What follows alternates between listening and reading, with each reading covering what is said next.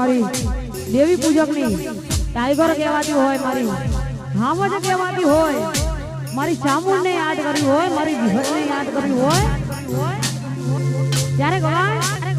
સુખે હા ભળે